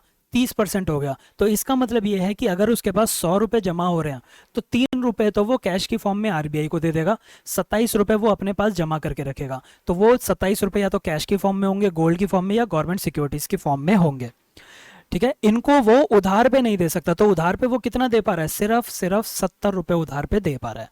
ये बहुत ही सिंपलिस्टिक मैं आपको समझाना चाह रहा हूँ। इसके अंदर गवर्नमेंट सिक्योरिटीज़ के बारे में आपको क्या पता होना चाहिए? देखिए, गवर्नमेंट सिक्योरिटीज़ क्या कहती है? गवर्नमेंट सिक्योरिटी कहती है कि बैंक, तू मुझे 100 रुपये दे दे, मेरी गवर्नमेंट सिक्योरिटी 100 रुपये की है, मैं तुझे 2% का ब्याज दूंगा, और 10 सालों के लिए ये गवर्नमेंट सिक्योरिटी तू खरीद ले मुझसे। तो इस केस में क्या होता है? जो बैंक है वो इस गवर्नमेंट सिक्योरिटी को खरीद लेती है और 100 रुपये ये दे देती है, ठीक है? आरबीआई से खरीदेगी तो आरबीआई को 100 रुपये दे देगी, गवर्नमेंट ऑफ इंडिया के लिए खरीदती है तो गवर्नमेंट ऑफ इंडिया के पास वो 100 रुपये पहुंच जाते हैं। तो हम कह सकते हैं कि जो ये एसएलआर है, एसएलआर की रिक्वायरमेंट के थ्रू गवर्नमेंट की बोरोइंग का प्रोग्राम भी चलता रहता है। तो ये अगर ऑप्शन आ जाए तो आप इसमें कंफ्यूज नहीं होंगे। एसएलआर से गवर्नमेंट की बोरोइंग भी फैसिलिटेट होती है, ठीक है? तो इसके अंदर क्या हो रहा है? बैंक ने 100 रुपये की ये गवर्नमेंट सिक्योरिटी खरीद ली और 100 रुपये दे दिए आरबीआई को, और आरबीआई के थ्रू वो पहुंच जाते हैं गवर्नमेंट ऑफ इंडिया के पास, ठीक है? तो बैंक ने ये गवर्नमेंट सिक्योरिटी खरीद ली। तो इसका मतलब क्या है? इसका मतलब ये है कि बैंक आज की डेट में 100 रुपये तो दे रहा है, बदले में उसको मिल गया ये कागज का टुकड़ा जिसके ऊपर लिखा हुआ है 100 रुपये, 10 सालों के लिए 2% ब्याज। तो इसका मतलब ये है कि 10 सालों तक ये जो बैंक है ये 2% ब्याज इस खाता रहेगा, 2% ब्याज इसको मिलती रहेगी, यानी 2-2 रुपये इसको हर साल मिलते रहेंगे। कब तक? 10 सालों तक। यानी कि इसको 10 सालों में 20 रुपये मिल जाएंगे। प्लस 10 सालों के बाद जब 10वां साल खत्म होगा, तो वो जाएगा और अपनी गवर्नमेंट सिक्योरिटी दिखाएगा और उसे कहेगा, भैया तूने मुझसे 100 रुपये लिए थे 10 सालों के लिए, वो 10 साल खत्म, 100 रुपये वापस कर। तो उसको 100 रुपये मिल जाएंगे। तो बैंक को इस केस में क्या हो गया? 20 रुपये की कमाई हो गई। अगर बैंक कैश की फॉर्म में रखता अपने पास एसएलआर को, तो क्या उसकी कोई कमाई होती? नहीं। कैश तो आज 100 रुपये है तो कल भी 100 रुपये ही तो रहेगा, वो 110 थोड़ी हो जाता है कैश। गोल्ड जो है, गोल्ड का वैल्यू इंक्रीज हो सकता है जिससे कमाई हो सकती है, लेकिन यहाँ पे अनसर्टेनिटी क्या है कि गोल्ड की वैल्यू डिक्रीज भी तो हो सकती है, तो वहाँ पे उसको नुकसान हो सकता है। लेकिन गवर्नमेंट सिक्योरिटी सेफ ऑप्शन होती है, इसको सेफेस्ट इन्वेस्टमेंट ऑप्शन कहा जाता है। क्यों? क्योंकि गवर्नमेंट हमेशा सदियों तक एग्जिस्ट करेगी, गवर्नमेंट कभी भी बैंकरप्ट नहीं होने वाली है। तो चाहे वो 10 सालों के लिए गवर्नमेंट सिक्योरिटी खरीद ले, चाहे 100 चाहे 1000 सालों के लिए, उसके 100 रुपये तो उसे वापस मिलेंगे ही। तो इसीलिए बैंक क्या करती है? वो कोशिश करती है कि अपनी एसएलआर को गवर्नमेंट सिक्योरिटीज ज़्यादा खरीद के मेंटेन करे, ठीक है? तो ये तो उसकी एसएलआर की रिक्वायरमेंट है जिसको वो रिड्यूस नहीं कर सकता, ठीक है? ये आरबीआई प्रिस्क्राइब करता है कि इससे कम एसएलआर तुम्हारी कभी भी नहीं होनी चाहिए। तो मान लीजिए एसएलआर उसने 27% कर रखी है, तो कभी भी वो 26 नहीं होनी चाहिए। 26 होगी तो तुम तुरंत ही उसको 27 कर दोगे, या तो तुम कैश डालोगे, गोल्ड डालोगे, या गवर्नमेंट सिक्योरिटी डालोगे एसएलआर के अंदर। लेकिन मैंने बताया कि गवर्नमेंट सिक्योरिटी सेफ ऑप्शन होती है। तो बैंक क्या कहते हैं कि भले ही मेरे को कम ब्याज मिले, पर मिलेगी ज़रूर, तो मैं कुछ और भी गवर्नमेंट सिक्योरिटी खरीद के रख लेता हूँ। अब अगर कभी बैंक को आरबीआई से उधार लेना पड़ जाए, बैंक को उधार की पैसों की ज़रूरत है, तो वो आरबीआई के पास जाती है, आरबीआई से कहती है कि देखो मेरे पास ये जो ग्रीन वाली है ये गवर्नमेंट सिक्योरिटी रखी है, तू ये गवर्नमेंट सिक्योरिटी रख ले। आरबीआई आरबीआई को क्या कहता है कि आरबीआई तू गवर्नमेंट सिक्योरिटी रख ले, बदले में मुझे कुछ पैसा दे दे। आरबीआई कहती है बिल्कुल ले ले तू इस पैसे को, ठीक है। तो नॉर्मल सर्कमस्टांस में ये हो जाता है। कभी कभी ऐसी सिचुएशन आती है कि बैंक के पास ये जो ग्रीन वाली सिक्योरिटी है ये सारी की सारी खत्म हो गई, ये सारी की सारी वो खत्म कर चुका है, लेकिन उसको अभी भी पैसों की ज़रूरत पड़ रही है। पैसों की ज़रूरत पड़ रही है तो वो आरबीआई के पास जाता है और कहता है कि मुझे पैसों की ज़रूरत है। आरबीआई कहता है कि गवर्नमेंट सिक्योरिटी दे, तो बैंक कहता है कि गवर्नमेंट सिक्योरिटी मेरी जो एसएलआर के ऊपर की ये जो ग्रीन वाली थी जो मैंने एक्स्ट्रा खरीद रखी थी ये तो सारी खत्म हो गई, अब मैं तुझसे उधार कैसे लूँ। तो आरबीआई कहता है एक काम कर, तू अपनी एसएलआर रिक्वायरमेंट में से गवर्नमेंट सिक्योरिटी निकाल के मुझे दे दे, मैं तेरी एसएलआर रिक्वायरमेंट की जो कंडीशन है उसको थोड़ी देर के लिए डाइल्यूट कर देता हूँ, और जो एसएलआर के अंदर तेरी सिक्योरिटी है तू वो मुझे दे दे और बदले में मुझसे तू उधार ले ले। तो बैंक खुश हो जाता है। तो आरबीआई कहता है ज़्यादा खुश मत हो, क्योंकि तूने अपनी एसएलआर रिक्वायरमेंट को रिड्यूस किया है। एसएलआर रिक्वायरमेंट को तू कभी भी रिड्यूस कर नहीं सकता था, लेकिन अभी मैंने तुझे अलाउ किया रिड्यूस करने के लिए, तो बदले में तेरे को एक पनिशमेंट लगेगी। और पनिशमेंट क्या है, तुझे ज़्यादा रेट ऑफ इंटरेस्ट देना पड़ेगा। यहाँ पे अगर तुझे रेट ऑफ इंटरेस्ट 4% का देना था तो यहाँ पे तुझे 4.25% का देना पड़ेगा। तो एक तो ये पनिशमेंट है। दूसरा क्या है कि ये जो फैसिलिटी मैं तुझे दे रहा हूँ ये सिर्फ एक रात के लिए दे रहा हूँ, तू आज के लिए उधार ले ले, जैसे ही ये रात खत्म होगी कल का सुबह होगी तो कल तू मुझे मेरा उधार वापस कर देगा, ठीक है। तो ये दो कंडीशन इसके अंदर होती है। एक तीसरी कंडीशन ये होती है कि कितना उधार ले सकता है। तो उधार लेने की जो लिमिट थी वो क्या लगा रखी थी कि एक बैंक अपनी एसएलआर वाली गवर्नमेंट सिक्योरिटी को यूज करके ओवरनाइट के लिए उधार ले सकता है। कितना? 2% ऑफ एनडीटीएल। एनडीटीएल क्या होता है? देखिए कोई भी बैंक है तो बैंक के पास कोई आदमी डिपॉजिट कराने आ रहा है, उसने टाइम डिपॉजिट करा दिया यानी कि फिक्स्ड डिपॉजिट उसने कराया है। दूसरा आदमी आया, उसने अपना करंट अकाउंट खुलवाया है और करंट अकाउंट के अंदर पैसा डलवाया है। तो ये जो करंट अकाउंट के अंदर पैसा डलवाते हैं उसको कहा जाता है डिमांड लायबिलिटीज, ठीक है, डिमांड लायबिलिटी। और जो फिक्स डिपॉजिट के अंदर पैसा डाला जाता है ये कुछ समय के लिए फिक्स हो जाता है। जैसे 20 साल की एफडी है तो 20 सालों तक ये पैसा नहीं निकाल सकते, तो ये कुछ समय के लिए फिक्स हो गया, कुछ टाइम के लिए फिक्स हो गया, तो इनको कहा जाता है टाइम लायबिलिटीज, ठीक है। तो बैंक के पास जितना भी डिपॉजिट हो रहा है वो बैंक के लिए लायबिलिटी होती है, क्योंकि बैंक को वो कभी ना कभी वापस करनी होती है। ये लायबिलिटी दो तरह की हो सकती है, या तो टाइम डिपॉजिट होगी, या तो टाइम लायबिलिटीज होगी, या फिर डिमांड लायबिलिटीज होगी।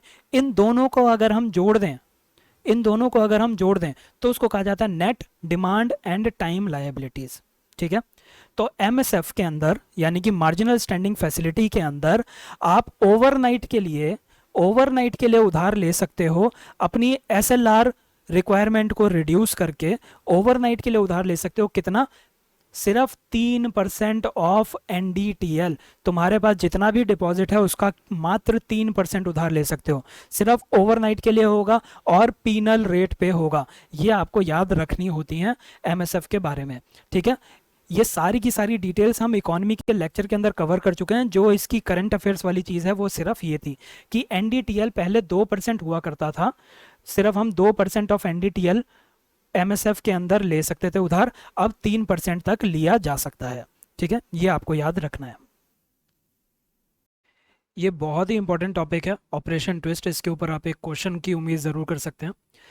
इसको समझने से पहले आपको दो कॉन्सेप्ट समझने चाहिए, अगर वो समझ में आ गए तो बहुत ही ईजी सा लगेगा ये आपको।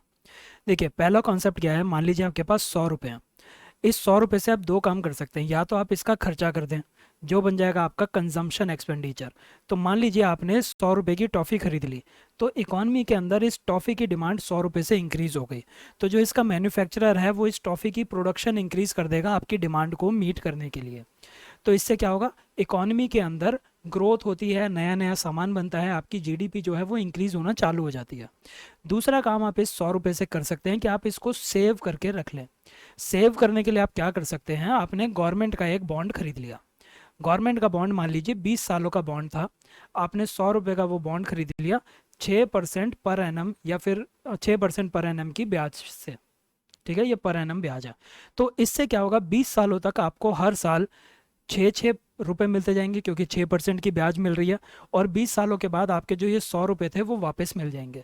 तो 20 सालों के बाद आपके पास कितने रुपए हो गए, 100 रुपये तो आपके वापस आ गए, प्लस में 120 रुपये आपको और मिल गए। तो ये आपकी कमाई हो गई, ठीक है, आपने सेविंग कर ली, उस सेविंग पे आपको 120 रुपये एक्स्ट्रा मिल गए, ठीक है। तो अगर आप लंबे समय का बॉन्ड खरीद लेंगे, 20 सालों का बॉन्ड खरीद लेंगे, तो आपके जो 100 रुपये हैं वो 100 रुपये फिक्स हो गए। क्या अब तो आप इससे बॉन्ड खरीद चुके हैं, क्या आप इस 100 रुपये से टॉफी भी खरीद सकते हैं? नहीं, अब आप टॉफी नहीं खरीद सकते।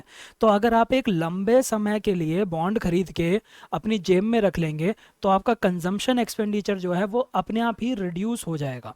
तो अगर किसी इकोनॉमी को ज़रूरत है कि आप ज़्यादा से ज़्यादा कंज्यूम करें, तो आप कोशिश करेंगे कि लोग कम से कम बॉन्ड खरीदें, ऐसे बॉन्ड कम से कम खरीदें जो कि बहुत ही लंबे समय के लिए हैं। अगर आपने यही बॉन्ड खरीदा होता मान लीजिए 1 साल का, तो आपके 100 रुपये 1 साल के अंदर फ्री हो गए होते, फिर आप उस 100 रुपये से दोबारा से हो सकता है कंजम्पशन करें या सेव करें, तो आपको हर साल पे ये ऑप्शन मिलता रहेगा। लेकिन अगर आप लॉन्ग समय के लिए लॉन्ग टर्म का बॉन्ड खरीद लेंगे तो लंबे समय के लिए आपका जो पैसा है वो यहाँ पे जमा हो जाएगा। तो ये कॉन्सेप्ट आपको पता होना चाहिए। दूसरी चीज़ आपको क्या पता होनी चाहिए, दूसरी चीज़ ये है कि बॉन्ड यील्ड क्या होता है। बॉन्ड यील्ड को आप प्रॉफिट मान के चलिए, बॉन्ड यील्ड को आप क्या मानेंगे, इसको आप प्रॉफिट मान के चलिए। तो बहुत ही सिंपल तरीके में मैं समझाऊंगा। मान लीजिए आपने बॉन्ड खरीदा था 100 रुपये का और इसके एंड में आपको 120 रुपये मिल रहे हैं, तो आप कह देंगे कि आपको जो बॉन्ड यील्ड मिल रहा है वो 20 रुपये का मिल रहा है, यानी कि 20 रुपये का आपको प्रॉफिट हो रहा है। अब एक इकोनॉमी का आपने कॉन्सेप्ट समझा हुआ है कि डिमांड जब भी किसी चीज़ की इंक्रीज होती है तो उसका प्राइस जो है, डिमांड इंक्रीज होती है तो उसका प्राइस अपने आप ही बढ़ने लग जाता है। तो मान लीजिए जो बॉन्ड पहले 100 रुपये का मिल रहा था, उस 100 रुपये से आपको 120 रुपये का बॉन्ड यील्ड हो रहा था, ठीक है, 20 रुपये का आपको प्रॉफिट हो रहा था, ठीक है। तो मान लीजिए ये बॉन्ड जो 100 रुपये का मार्केट में आज की डेट में मिल रहा है, अचानक से इस बॉन्ड की डिमांड इंक्रीज हो गई। पहले सिर्फ आप खरीदने वाले थे, अब 20 लोग और आ गए जो ये बॉन्ड खरीदना चाह रहे हैं। तो बॉन्ड बेचने वाला कहेगा कि मैं इसको 100 रुपये का क्यों बेचूं, मैं तो इसको बेचूंगा 110 रुपये का। अगर ये बॉन्ड 110 का बिकेगा और आपको लास्ट में 120 रुपये मिल रहे हैं, तो आपको सिर्फ 10 रुपये का प्रॉफिट हो रहा है, यानी कि आपका बॉन्ड यील्ड जो है वो रिड्यूस हो गया। तो क्या मैं ये कह सकता हूं कि बॉन्ड यील्ड बॉन्ड प्राइस से इनवर्सली रिलेटेड है, यानी कि जब भी बॉन्ड का प्राइस इंक्रीज होगा, बॉन्ड का प्राइस इंक्रीज होगा तब प्रॉफिट कम हो जाएगा। और प्रॉफिट क्या होता है, बॉन्ड यील्ड कम हो जाएगा। ये बिल्कुल सेम वैसे ही है ना कि आपने मान लीजिए एक संतरा 10 रुपये का खरीदा था, इस संतरे का प्राइस था 10 रुपये और आपने इसको 20 रुपये का बेच दिया, तो आपको कितना प्रॉफिट मिल गया, 10 रुपये का प्रॉफिट मिल गया। अगर मैं ये संतरा 10 रुपये की खरीदने की बजाय 15 रुपये का खरीदता और 20 रुपये का बेच देता, तो आपको प्रॉफिट कितना होता, 5 रुपये का प्रॉफिट होता। तो यहाँ पे भी आपका प्रॉफिट रिड्यूस हो रहा है ना प्राइस इंक्रीज होने के साथ। तो बॉन्ड के साथ भी यही होता है कि जब भी बॉन्ड का प्राइस इंक्रीज होगा तो बॉन्ड की यील्ड डिक्रीज हो जाएगी। जब बॉन्ड की यील्ड डिक्रीज होगी तो क्या ज़्यादा लोग इसको खरीदना चाहेंगे? नहीं, तो इसको कम लोग खरीदना चाहेंगे। तो जब भी हमें ये चाहिए होता है कि इकोनॉमी के अंदर लंबे समय के लिए लोग बॉन्ड यील्ड ना खरीदें, लंबे समय वाले बॉन्ड यील्ड ना खरीदें, तो हम क्या करते हैं, हम लंबे समय वाले बॉन्ड की डिमांड इंक्रीज कर देते हैं। लंबे समय वाले डिमांड बॉन्ड की डिमांड इंक्रीज होगी तो उस लंबे समय वाले बॉन्ड का प्राइस इंक्रीज होगा। लंबे समय वाले बॉन्ड का प्राइस इंक्रीज होगा तो उसका जो प्रॉफिट है या फिर बॉन्ड यील्ड है वो बॉन्ड यील्ड डिक्रीज हो जाएगा। बॉन्ड यील्ड डिक्रीज होगा तो लोग कहेंगे कि पहले तो 20 रुपये का मुनाफा होता था, अब सिर्फ 10 रुपये का मुनाफा हो रहा है, मैं नहीं खरीद रहा इसे। तो लोग लंबे समय का बॉन्ड खरीदना कम कर देंगे। अगला कॉन्सेप्ट जो आपको समझना है वो कॉन्सेप्ट क्या है, देखिए आपके पास 100 रुपये हैं, 100 रुपये आप सेव करना चाहते हैं, तो सेव करने के भी आपके पास दो ऑप्शन है। या तो आप बॉन्ड खरीद लें, बॉन्ड खरीद लें जो आप यहाँ पे कर रहे थे, या फिर आप बैंक में जाएं और बैंक में कहें कि मेरा फिक्स डिपॉजिट खोल दो, मेरी इसको क्या कहते हैं, बैंक के लिए क्या बनती है, टाइम लायबिलिटी, ठीक है। तो वो बैंक में जाता है और बैंक में कहता है मेरे 100 रुपये का फिक्स डिपॉजिट खोल दो। तो बैंक जो है फिक्स डिपॉजिट पे इस आदमी को कुछ ब्याज देता है। मान लीजिए उसने 100 रुपये जमा किए और बैंक कहता है मैं तुम्हें 5% की ब्याज से फिक्स डिपॉजिट में ब्याज दूंगा, यानी कि हर साल तुम्हें 5% रुपए इंक्रीज होते जाएंगे। तो आदमी कहेगा कि तू मुझे फिक्स डिपॉजिट पे 5% ब्याज दे रहा है, पर अगर मैं इसी 100 रुपये से बॉन्ड खरीदता हूँ तो बॉन्ड तो 6% ब्याज का मिल रहा है, तो मेरे को तो 1% ब्याज का नुकसान हो रहा है। तो आदमी कहता है कि मैं बैंक के पास फिक्स डिपॉजिट में जमा ही नहीं कराता, मैं जाता हूँ मैं बॉन्ड खरीद लूंगा। तो बैंक कहती है भाई साहब ऐसा मत करो, आपको बॉन्ड कितने में दे रहा है, 6% ब्याज दे रहा है ना, मैं आपको 6.1% ब्याज दूंगा। तो बैंक को क्या करना पड़ रहा है, बैंक को इस बॉन्ड के साथ compete करना पड़ रहा है, बैंक इस बॉन्ड के साथ compete करेगा। ठीक है, तो बैंक को क्या करना पड़ेगा, उसको ज्यादा ब्याज देनी पड़ेगी। आपको एक और कॉन्सेप्ट यहाँ पे पता ही है ऑलरेडी कि बैंक क्या करती है, बैंक के पास कुछ डिपॉजिट आ रहा है, इस डिपॉजिट पे वो ब्याज देती है लोगों को और फिर ये लोन देती है आगे, और इस लोन से उस बैंक की कमाई होती है। ठीक है, तो बैंक का खर्चा क्या है, बैंक जो ये ब्याज दे रहा है ये बैंक का खर्चा है। तो ये यहाँ पे कितनी हो गई, 6.1%, 6.1%। और जो लोन से उसको कमाई हो रही है वो इसका प्रॉफिट बनता है। तो बैंक क्या चाहेगी कि उसका जो खर्चा है, खर्चे से ज़्यादा उसको प्रॉफिट होना चाहिए। तो वो क्या कहेगी कि भाई साहब देखो, मैं मेरे पास किसी ने 100 रुपये जमा कराए थे, उस 100 रुपये के मेरे को हर साल 6.1 रुपया ब्याज देनी पड़ रही है। तो अगर आपको मुझसे लोन चाहिए, 100 रुपये का लोन चाहिए, तो आप मुझे कितनी ब्याज दोगे, आप मुझे 6.5% ब्याज दे दो। क्यों, क्योंकि 6.1 रुपया तो मुझे देना ही है, फिर मेरे को अपने स्टाफ का भी खर्चा चलाना है, बिजली का बिल भी देना है और कुछ प्रॉफिट भी रखना है। तो बैंक क्या करेगा, 6.5% ब्याज अपने कस्टमर से चार्ज करेगा। यही अगर ये 5% होता तो वो कस्टमर से कितना चार्ज करता, वो कस्टमर से हो सकता है 5.5 चार्ज करता। ठीक है, तो इसका मतलब क्या है, इसका मतलब ये है कि बैंक को बॉन्ड के साथ compete करना पड़ रहा है। यानी कि अगर बॉन्ड ज़्यादा इंटरेस्ट देता है तो बैंक को भी ज़्यादा इंटरेस्ट देना पड़ेगा। अगर वो अपने डिपॉजिटर को ज़्यादा इंटरेस्ट देगा तो अपने कस्टमर से ज़्यादा इंटरेस्ट चार्ज करना पड़ेगा। अगर 5% उसको अपने डिपॉजिटर को देना पड़ता तो वो 5.5% में खुश था, अपने जिसने उससे लोन लिया है उससे 5.5% लेके खुश हो जाता।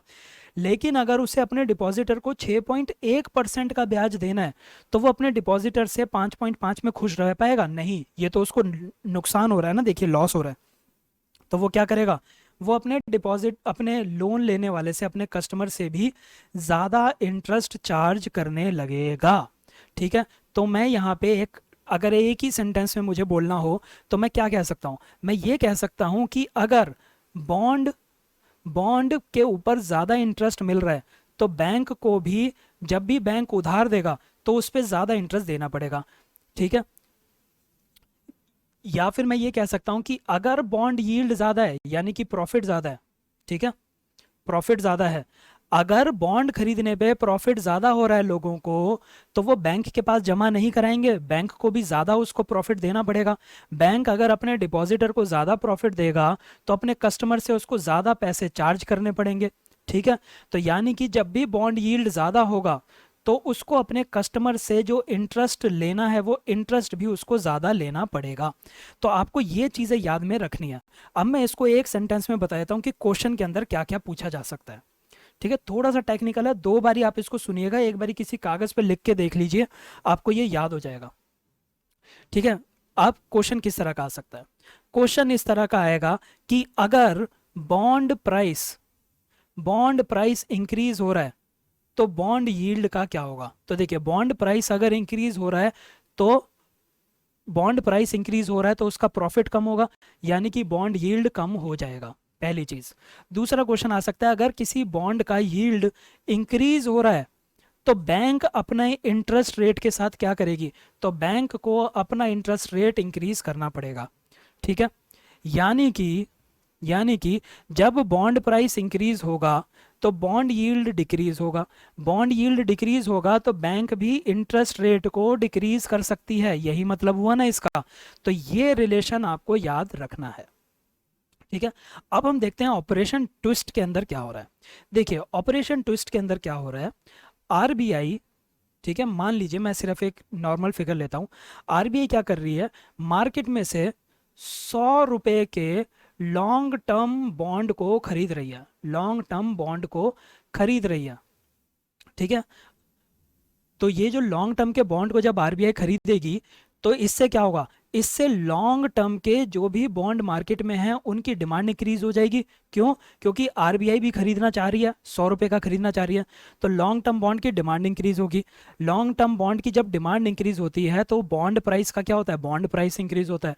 बॉन्ड प्राइस इंक्रीज होगा तो बॉन्ड यील्ड रिड्यूस हो जाएगी, बॉन्ड यील्ड रिड्यूस हो जाएगी।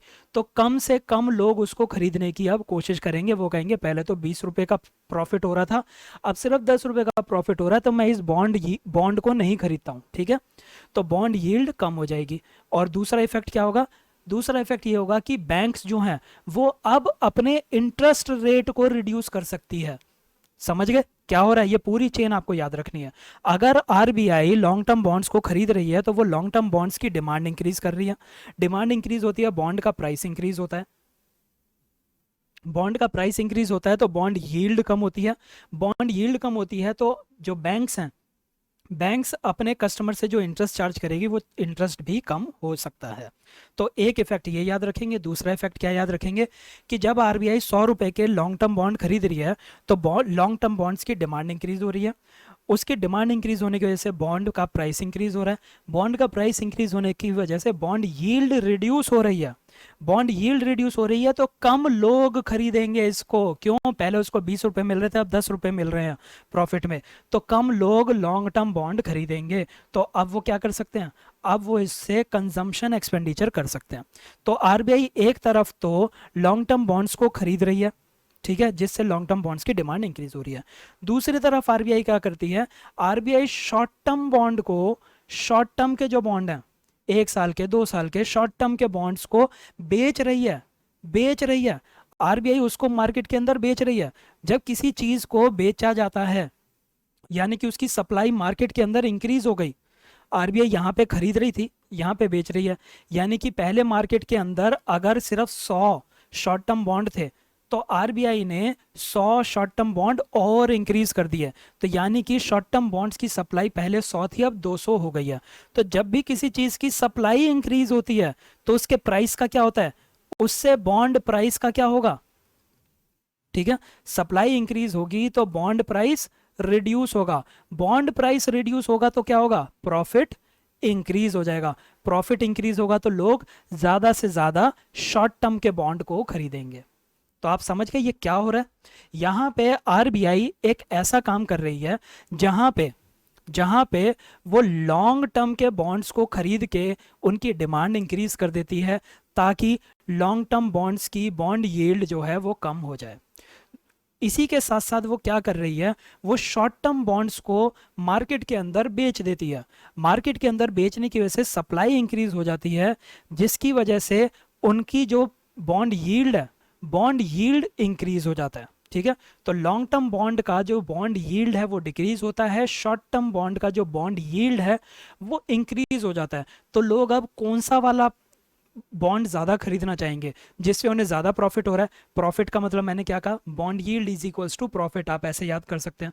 तो ज्यादा प्रॉफिट हो रहा है शॉर्ट टर्म का, तो लोग शॉर्ट टर्म के बॉन्ड को खरीदेंगे, लॉन्ग टर्म के बॉन्ड को नहीं खरीदेंगे। तो इससे आप क्या क्या इफेक्ट देख सकते हैं, एक तो लोग शॉर्ट टर्म के बॉन्ड को ज़्यादा खरीदेंगे, बॉन्ड यील्ड पे क्या असर हो रहा है वो देख लिया हमने। तो इससे क्या हो रहा है, लॉन्ग टर्म बॉन्ड का बॉन्ड यील्ड रिड्यूस हो रहा है। तो लॉन्ग टर्म बॉन्ड का बॉन्ड यील्ड रिड्यूस होने की वजह से क्या होगा, जो बैंक्स हैं, बैंक्स कम इंटरेस्ट चार्ज करेंगी। बैंक लॉन्ग टर्म का जो ब्याज ले रही है वो ब्याज को भी रिड्यूस कर सकती है, क्योंकि अब उसको सस्ते बॉन्ड के साथ compete करना पड़ रहा है, ठीक है। तो जब लॉन्ग टर्म के ब्याज पे ब्याज कम हो रही है तो ज्यादा के ज्यादा लोग लोन लेंगे ना।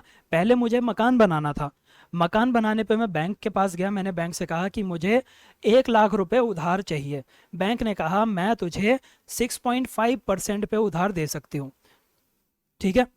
तो मैंने कहा ये तो बहुत महंगा पड़ जाएगा, मैं इतना महंगा लोन नहीं ले सकता। लेकिन अब क्या हो गया, अब बैंक के पास बैंक के पास एक ऑप्शन है कि वो इसको रिड्यूस कर सकती है। तो अब मेरे को मकान बनाना है, मैं बैंक के पास गया, बैंक ने कहा कि अब मैं तुम्हें 5.1% पे ही ब्याज पे ही लोन दे दूंगी। तो मैं कहूँगा बहुत बढ़िया, मुझे 1 लाख का लोन दो, मैं मकान बनाऊंगा। मैं जब मकान बनाऊंगा तो मेरा खर्चा होगा, मैं जब खर्चा करूंगा तो लेबर के पास पैसा जाएगा, सीमेंट की फैक्ट्री के पास पैसा जाएगा, ब्रिक वाले के पास पैसा जाएगा। तो इससे क्या होगा, इकॉनमी के अंदर पैसा आएगा, इकॉनमी के अंदर पैसा आने से हमारी जीडीपी की ग्रोथ बढ़ने लगेगी। ये पूरा का पूरा कॉन्सेप्ट आपका ऑपरेशन ट्विस्ट का कॉन्सेप्ट है। इसके बाद अगर आप ये समझ गए तो आप इसके सारे क्वेश्चन को आंसर कर लेंगे। देखिए, जब भी आरबीआई मार्केट के अंदर बॉन्ड्स को बेचती है या खरीदती है तो उसको कहा जाता है ओपन मार्केट ऑपरेशंस। आप मेरी मॉनेटरी पॉलिसी की जो क्लास ऑलरेडी यूट्यूब पे अपलोडेड है उसको देख सकते हैं, इसको और भी डिटेल में समझने के लिए कि ओपन मार्केट ऑपरेशन क्या होते हैं। ऑपरेशन ट्विस्ट क्या है, इसके अंदर हम क्या करना चाहते हैं, इसके अंदर हम लॉन्ग टर्म बॉन्ड यील्ड को कंट्रोल करना चाहते हैं, इसको हम रिड्यूस करना चाहते हैं। जब long term bond yield reduce होगी तो जो इंटरेस्ट रेट है लॉन्ग टर्म का, उधार लेने पे जो हमें इंटरेस्ट रेट चुकाना पड़ेगा वो इंटरेस्ट रेट भी कम हो जाएगा। ये आप याद रखेंगे। ये कैसे हो रहा है, इसके अंदर जो सेंट्रल बैंक है यानी कि आरबीआई है, आरबीआई लॉन्ग टर्म के बॉन्ड्स को खरीद रही है, it is buying long term government securities. और उसने 100 रुपए के लॉन्ग टर्म बॉन्ड को खरीदा और 100 रुपए के शॉर्ट टर्म बॉन्ड को बेच दिया। ठीक है, सेल कर रही है शॉर्ट टर्म गवर्नमेंट सिक्योरिटीज को। यील्ड पे क्या असर होगा वो हम ऑलरेडी देख चुके हैं। लॉन्ग टर्म बॉन्ड की बॉन्ड यील्ड जो है वो रिड्यूस हो जाएगी, शॉर्ट टर्म बॉन्ड यील्ड की जो बॉन्ड यील्ड है, शॉर्ट टर्म बॉन्ड्स की जो बॉन्ड यील्ड है वो इंक्रीज हो जाएगी। तो ज़्यादा से ज़्यादा लोग शॉर्ट टर्म बॉन्ड खरीदना चाहेंगे। लॉन्ग टर्म बॉन्ड यील्ड कम होने की वजह से जो बैंक्स हैं वो उधार लेने पे, बोरोइंग पे कम इंटरेस्ट चार्ज करेगी। ये याद करके आप रख लीजिए, अगर आपको समझ में नहीं आ रहा है तो ये रट लीजिए। ठीक है, यील्ड क्या होती है, yield is return an investor gets on his bond, यानी कि रिटर्न आप यानी कि प्रॉफिट मान लीजिए। ठीक है, रेशनल क्या है इसके पीछे, रेशनल यही है कि लॉन्ग टर्म इन्वेस्टमेंट नहीं हो पा रही थी देश के अंदर। क्यों नहीं हो रही थी, क्योंकि लोग जो है लॉन्ग टर्म के बॉन्ड को खरीद के बैठे हुए थे। तो अब गवर्नमेंट ने क्या कर दिया, उसकी बॉन्ड की यील्ड को रिड्यूस करने की कोशिश कर दी है ताकि कम से कम लोग उसको खरीदें। ठीक है, ये रिलेशनशिप मैं आपको समझा चुका हूं। कंजम्पशन स्पेंडिंग को एनकरेज करने के लिए ये काम किया जा रहा है। न्यूज़ में क्यों था वो देख लेते हैं अब हम। आरबीआई ने ऑपरेशन ट्विस्ट को दोबारा से रीस्टार्ट कर दिया, इससे पहले भी उसने 1-2 साल पहले ये किया था। तो इसके अंदर वो लॉन्ग टर्म बॉन्ड्स को खरीदेगा और शॉर्ट टर्म बॉन्ड्स को बेच देगा। ठीक है, लॉन्ग टर्म बॉन्ड्स कौन कौन से वो खरीद रहा है, कौन कौन से परचेज कर रहा है, जो कि मैच्योर होने वाले थे 2027 में, 2029 में, 2031 में और 2033 में। देखिए सारे ऑड वाले हैं, याद करने के लिए आसान है। तो ये 4 मैच्योरिटीज की सिक्योरिटी को वो खरीदेगा। ठीक है, अगला जो हमें टॉपिक देखना है वो है गवर्नमेंट सिक्योरिटीज का। तो गवर्नमेंट सिक्योरिटीज क्या होती हैं, इसके अंदर सिर्फ वो चीज़ें देख लेते हैं। मैं सिक्योरिटी के बारे में ऑलरेडी आपको एक ओवरव्यू दे चुका हूँ। तो गवर्नमेंट को जब भी पैसे चाहिए होते हैं, जब भी उधार लेना होता है, तो गवर्नमेंट क्या करती है, आरबीआई के थ्रू अपनी सिक्योरिटीज को बेचती है। ठीक है, गवर्नमेंट को मान लीजिए 1 साल के लिए पैसे की जरूरत है, 100 रुपए की जरूरत है, तो वो आरबीआई से कहेगी एक पर्चा छाप, पर्चे पे 100 रुपए लिख दे, जिस पे मैं ब्याज देने को तैयार हूं 2%, 1 साल के लिए ये पर्चा छाप दे तू। तो गवर्नमेंट के बिहाफ पे आरबीआई ये पर्चा छापेगी और मार्केट में जाके इसको बेचने की कोशिश करेगी। जब आरबीआई इसको बेच देगी तो आरबीआई को मिलेंगे 100 रुपए। ये 100 रुपए वो दे देगी गवर्नमेंट ऑफ इंडिया के पास। तो गवर्नमेंट ऑफ इंडिया जो है उधार लेने के लिए ऐसे गवर्नमेंट सिक्योरिटीज को बेचती है। ठीक है, तो जो भी आदमी इस गवर्नमेंट सिक्योरिटी को खरीदेगा उसको क्या मिलेंगे, उसको 1 साल तक 2% की ब्याज मिलती रहेगी, यानी कि 2 रुपए मिल जाएगा। और 1 साल के बाद वो इस गवर्नमेंट सिक्योरिटीज से 100 रुपए भी इसको वापस मिल जाएंगे, तो 102 रुपए मिल जाएंगे। तो आदमी इसको क्यों खरीदता है, क्योंकि उसको 2 रुपए का यहाँ पे मुनाफा हो रहा है। अगर मान लीजिए 1 साल की गवर्नमेंट सिक्योरिटी है, ठीक है, मान लीजिए 1 साल की गवर्नमेंट सिक्योरिटी है, लेकिन 9वें महीने में ही इस आदमी को पैसों की जरूरत पड़ गई, तो वो क्या करेगा, किसी और आदमी के पास जाएगा जिसका नाम है बी, उसे कहेगा देख भाई मेरे पास ये गवर्नमेंट सिक्योरिटी पड़ी है 100 रुपए की, तू इस गवर्नमेंट सिक्योरिटी को रख ले, अब जो भी ब्याज आएगा वो तू ले लियो, मुझे बस अभी पैसे दे दे। ठीक है, तो वो ये जो गवर्नमेंट सिक्योरिटी है, इस गवर्नमेंट सिक्योरिटी को वो ट्रेड भी कर सकता है। मान लीजिए उसके पास गवर्नमेंट सिक्योरिटी थी 20 साल की, ठीक है, तो 20 साल तक उसको 2 रुपए मिलते रहेंगे, 20 सालों तक 2 रुपए 2 रुपए 2 रुपए 2 रुपए। 20वें साल में उसको क्या मिलेगा, 2 रुपए तो मिलेंगे ही, साथ में उसके 100 रुपए भी वापस मिल जाएंगे। मान लीजिए 10 सालों के बाद, 10 सालों के बाद उसको पैसों की जरूरत पड़ गई, वो गया बी के पास, वो कहेगा भाई मेरे पास गवर्नमेंट सिक्योरिटी है 100 रुपए की, जो कि 20 साल के लिए वैलिड है, ठीक है, 10 साल उसके निकल चुके हैं, इन 10 साल के 2 रुपए मैं ले चुका हूँ, ठीक है, इन 10 साल के 2 रुपए मैं ले चुका हूँ, पर आने वाले 10 साल के जो 2 2 रुपए हैं वो तू रख लियो, और मुझे आज की डेट में मेरे 100 रुपए वापस कर दे। तो वो उस गवर्नमेंट सिक्योरिटी की ट्रेडिंग कर देगा, ठीक है। गवर्नमेंट ने उधार पहली स्टेज में लिया था, उसके बाद ए बी के साथ ट्रेडिंग करेगा, बी हो सकता है सी के साथ कर ले, डी डी के साथ कर ले, ई के साथ कर ले, तो ये उसकी ट्रेडिंग चलती रहती है इसी तरह से। इसके अंदर जो आपको एग्जाम के पॉइंट ऑफ व्यू से याद रखना है वो ये है कि गवर्नमेंट सिक्योरिटी क्या सिर्फ सेंट्रल गवर्नमेंट इशू कर सकती है या स्टेट गवर्नमेंट भी कर सकती है, तो गवर्नमेंट सिक्योरिटीज दोनों के दोनों इशू कर सकते हैं, सेंट्रल और स्टेट गवर्नमेंट दोनों इशू कर सकते हैं। सेंट्रल गवर्नमेंट दो तरह की सिक्योरिटीज को इशू करता है, ट्रेजरी बिल और बॉन्ड्स। ट्रेजरी बिल छोटे टाइम के लिए होता है, बॉन्ड्स लॉन्ग टर्म ड्यूरेशन के लिए होता है। जबकि जो स्टेट गवर्नमेंट है वो केवल और केवल बॉन्ड्स को इशू करता है, और उन बॉन्ड्स का क्या नाम होता है, उन बॉन्ड्स का नाम होता है स्टेट डेवलपमेंट लोन्स, ठीक है।